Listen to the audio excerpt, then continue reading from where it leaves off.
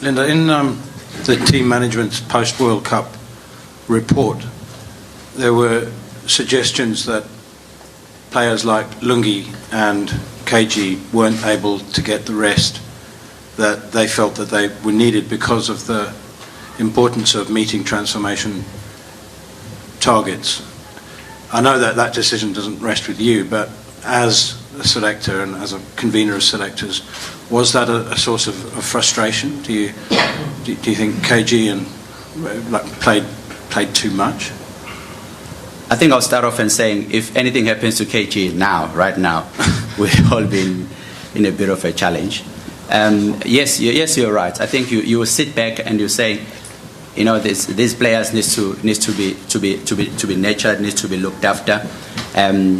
Sadly, we need to look at the numbers game.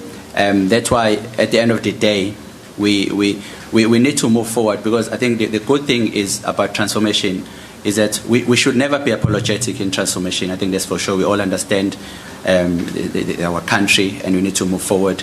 But we can't be in a position whereby we also put players just because of the ticking the box.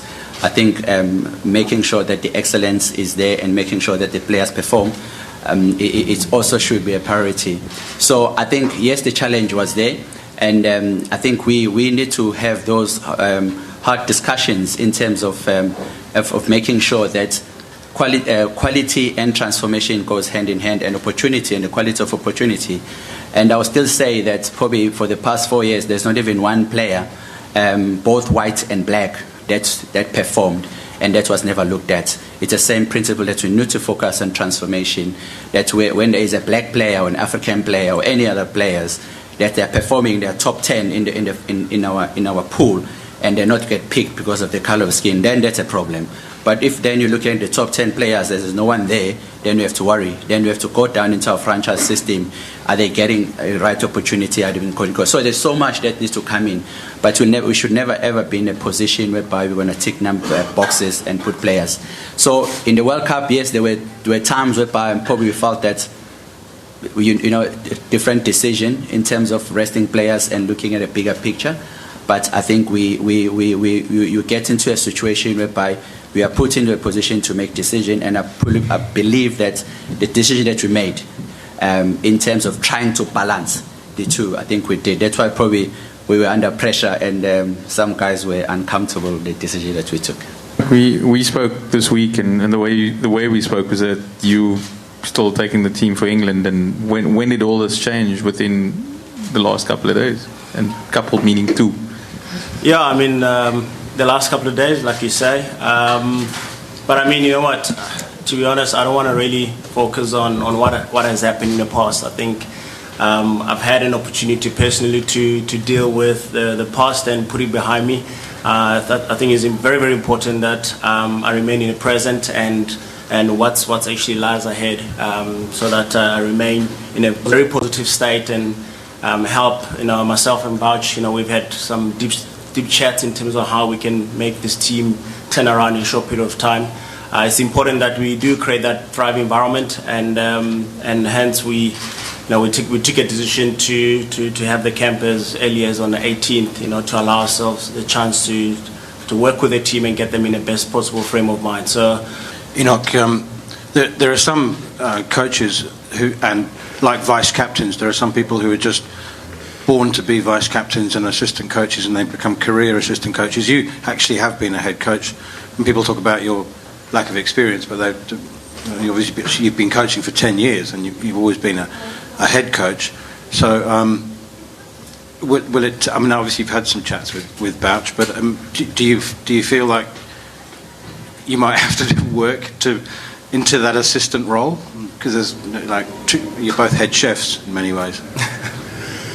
No, if I look back in the last couple of years, yes, I've been in position of being a head coach and travel a bit around the world, where I've had an opportunity to be an assistant coach, and I actually understand the role. But it all comes down to what sort of a personality you have as a head coach, and how do you actually fit in, and how do you blend and work together to get the best out of the environment. So And I mean, myself and Boucher, we've spoken about it, and we see different qualities and how they can actually merge the two and make it work, and which is very, very exciting. I mean, Enoch, you were the last person to be around the national team, and obviously it was a disappointing and I'm sure frustrating tour. Could you just give us some insight, because not a lot of us were in India, as to what that mood was like, and what do you think needs to be done immediately to turn things around? Yeah, I mean, it was a tough series, a tough test series. I mean, the T20 series, we thought, we felt that it went well, created a good foundation. And the test series, we knew it was always going to be a challenging one, but I mean, there's a lot of lessons, we can take away from that. We did identify also that we need a bit more leadership in the team, and it was going to be part of a plan to tap into some great minds around the country to see how we can build the confidence of the team, of the players, of the environment, and I'm glad that Boucher is obviously coming up with different ideas to ensure that the team is well empowered going forward. So yeah, I mean, it is a changing phase, but like Boucher said, we've been through this in South Africa, some challenges in the past, and the team was able to turn it around in a short period of time, and we have that belief that that can happen. So it's just a matter of ensuring that that belief filters down to the team. And that is it from Sports Live for tonight. Thanks very much for joining us. From myself and all the team, good night, take care.